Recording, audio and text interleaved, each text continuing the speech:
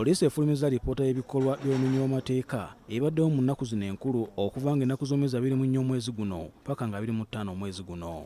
Fred Enanga omwogezi wa poliisi mu ggwanga ategeeza nti bawandiisizza emisango 110 nga ku gino mwafiiriddemu abantu 84 nga basinga ku bano okufa kwabwe kwavudde okulwanira mu bifo ebisanyukirwamu naddala ebbaala. Mu bano 84 abaafudde, 3 mu bo beebo abaafiiriddwe mu bulumbaganyi obwa ADF, 38 bano baakubiddwa ne battibwa mu kulwanagana, ate 2 bakubiddwa masasi ne bafa, batemeddwa 8 baafiiridde mu nnyanja, 5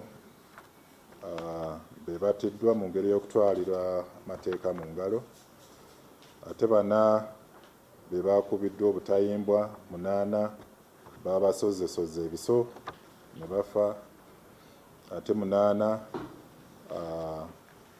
be baasaanyizzaawo obulamu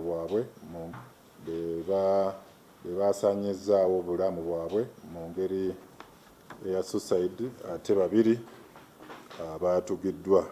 Mu mbeera y'emu poliisi ekoze ebikwekweto ewa Kiso na wano mu Kampala mwe yakwatidde abavubuka ababadde batigumya bannakampala nga bakozesa emmundu okutta n'okunyagulula bannayuganda. Omuli Kyandiya Jimmy, Mukibe David, Mayeko Herbert, Olupot Michael, Sewannunda Michael n'abalala nga bano be babadde basuza abantu mu bitundu ebyo ku Tebuukye.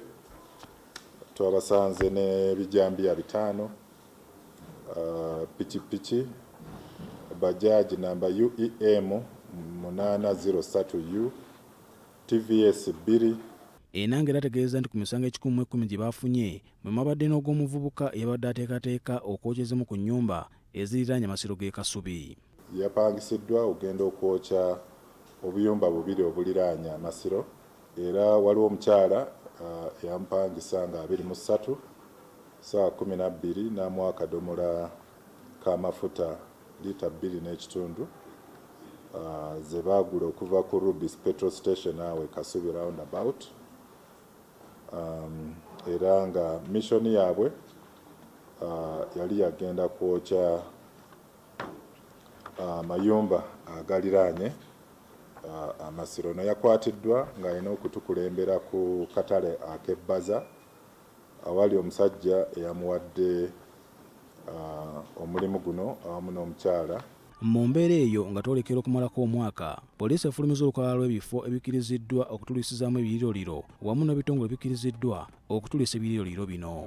Tulina kampuni 8 ezatongoddwa okulaba nga zeenyigira mu kutulisa ebiriroliro bino.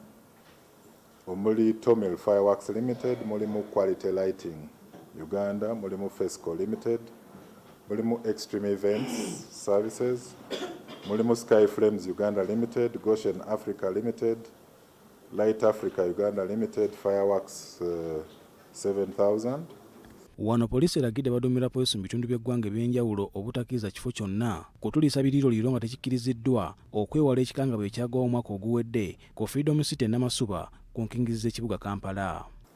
N'agezaako okutulisa ebiriroliro bino nga tali ku lukalala luno ajja kuvunaanibwa wansi w'etteeka erifuga ebitulika oba Explosives Act. Ebyo ngo bitadde ku bbali, poliisi y'ebidduka efulumizza alipoota ku bubenje obuguddewo okuva ng'ennaku z'omwezi 23 okutuusa nga 25 omwezi guno.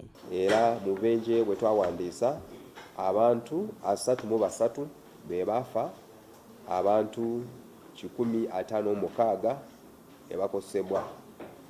Mu obwo bubenje abantu abasinga okufa mu bantu be tulabyeko baali bano abatambuza ebigere ate ne bano abavuzi ba pikipiki. Mike Nanura omwogezi wa poliisi ebidduka ategeeza nti ku mulundi guno obubenje bubadde butono ddala okwawukanako n'omwaka oguwedde, bw'atyo n'asaba abavuga ebidduka okugondera amateeka g'oku nguudo.